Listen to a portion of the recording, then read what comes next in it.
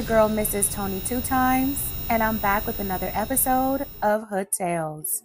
In this video, I'll be taking it back to 2009, all the way to East London, UK, where an obsessed man traveled 4,000 miles to confront his ex-lover over a Facebook photo she posted with her new man. But before we get into this video, I'd like to say thank you to all of our supporters. We appreciate you and hope you all stick around. If you'd like to support the channel monetarily, you can find the information on the screen. And to support us for absolutely no cost, please hit that like button. Also, make sure you subscribe if you haven't already and join the Tony Two Times family. Tap that notification bell so you don't miss any future uploads. Also, if you'd like to see more episodes of Hood Tales, please click the link to the playlist in the description box after this video to get caught up. And be sure to share this video with everyone you know. Stay tuned until the end to hear all the details. Alright, let's get into it. Camille Singh moved to the UK with her family from the Caribbean island of Trinidad and Tobago in 1990. She was brought up in East London and excelled at Hackney's Our Lady Covenant Secondary School in Stamford Hill. Camille went on to become a chartered accountant in 2005. She accepted a job as an accountant at an international firm in her native Trinidad after going there on vacation, where she met a man named Paul Bristol.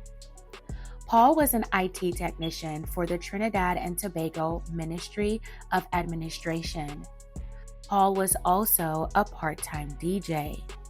Paul and Camille started a relationship during her time in Trinidad. Camille is described as kind and gentle.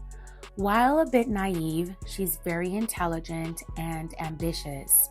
She's beautiful and has a calm, quiet demeanor.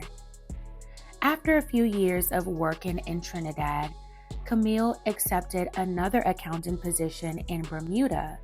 However, she instead decided to move back to London to spend time with family.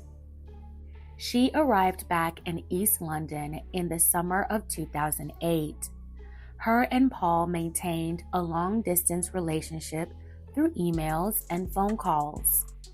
Once back in the UK, Camille took a position as a chartered accountant with Deloitte at their Liverpool Street office. After months of long-distance dating, Camille began to doubt the future of her and Paul's relationship, especially when Camille was introduced to another guy who was her sister's boyfriend's cousin.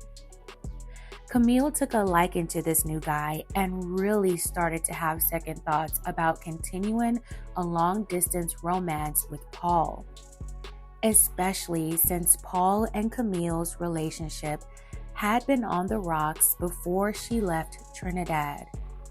Paul was reportedly controlling and had gotten physically harmful with Camille on one occasion.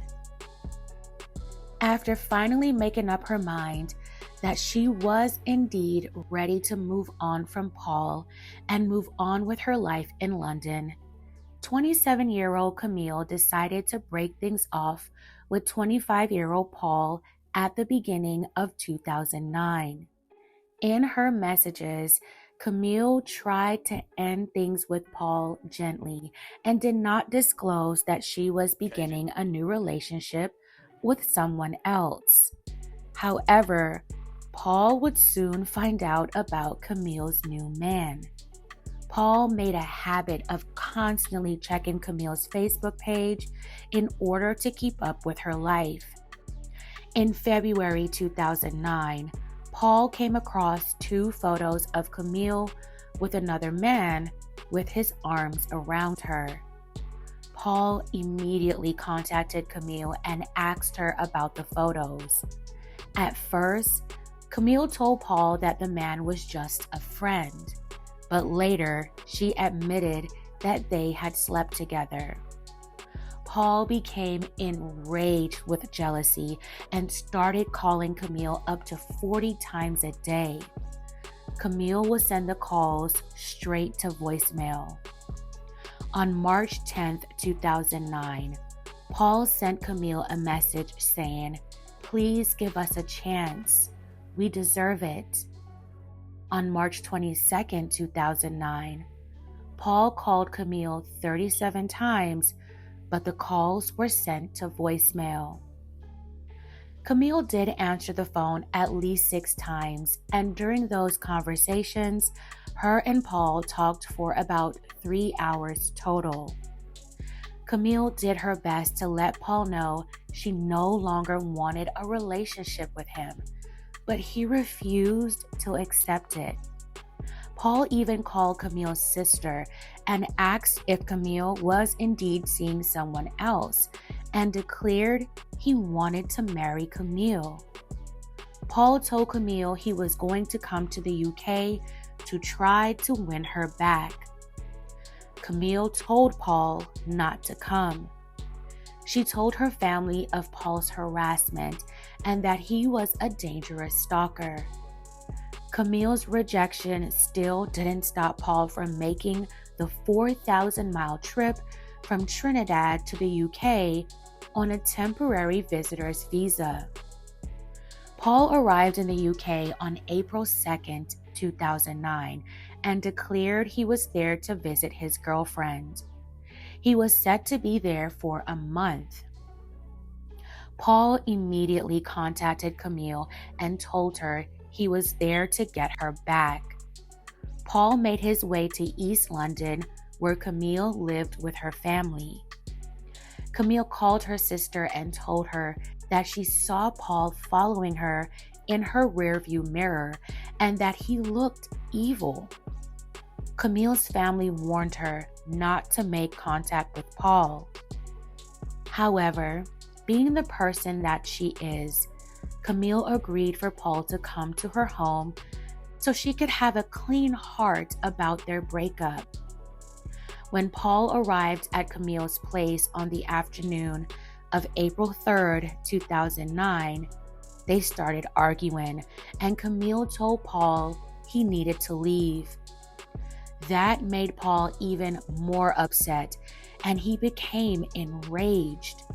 He told Camille, "You treated me like dirt at your convenience." Paul claims Camille took a vase to his head, and that's when he saw himself attacking her, cutting her repeatedly. He said he felt evil, he felt disgusted. It was like something had taken over him. Camille managed to flee out the back to her garden in an effort to escape, but before she could get any further, Paul dragged her back into the house. After Paul's vicious attack, he cut himself in an attempt to take his own life. He then fled in Camille's car. After 3 miles of speeding down the road, Paul crashed into a black cab and flipped the vehicle he was driving. When Metropolitan Police arrived at the scene of the accident, Paul was injured pretty badly. He admitted to police what he had done to Camille. He told police, "I'm bad. I cut my girlfriend, then cut myself. I'm a bad man." When he was later interviewed, he refused to answer any questions. Around 1:30 p.m., police went to Camille's home in Bromley by Bow. They found Camille on the kitchen floor, no longer alive.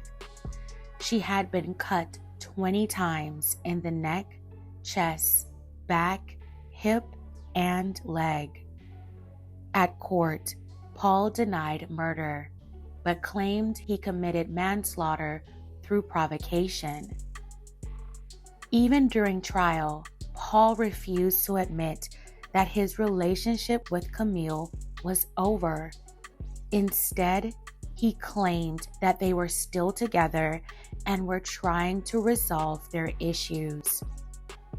In March 2010, Paul Bristol was found guilty of murder and sentenced to life with a minimum of 22 years to be served. Camille's family was thankful that she received justice, and although without her there is a lasting void, they were now able to move on in their lives. May Camille continue to rest in peace. My belated condolences to the family. Camille did not deserve for her life to end because she wanted to move on from a relationship. Paul's erratic and crazy behavior and his unwillingness to accept that his relationship was over led to a very tragic situation. They were already 4,000 miles apart. That would usually make a breakup easier to deal with. Most long-distance relationships don't work. I mean, some do, but usually the distance can take a toll, especially if you and the other person are on two different paths in life. Camille probably left Trinidad to get away from him and his obsessively jealous ways. It was reported that she had plans on returning to the island at the end of the month. She may have thought Paul wouldn't have taken it that far. She probably thought they just needed some space and distance between them to help the relationship come to an end smoothly and without conflict. Imagine a Facebook post had such a dangerous trickle-down effect that led to a woman's demise. With so many other women in the world, why couldn't Paul find it in him to move on? Why did he act on his emotions and allow his ego to land him in prison for possibly the rest of his life? Do you believe there's anything Camille could have done differently, or do you believe that Paul's mind was made up no matter how gently Camille tried to end things? Fam, let me know your thoughts in the comments below. This video is for our UK viewers and subscribers. Thank you all so much for the support. Hopefully, I did Camille's tragic story justice, and we can learn something from this tragedy about our own anger, ego, and emotions. I find it interesting that Paul described himself as feeling evil and as if something took over him at that moment. Remember, anger is evil. All right, fam, that's it for this episode of Hood Tales. Thank you so much for watching. Please don't forget to like, share, and subscribe. This is your girl, Mrs. Tony 2 Times. Until next time.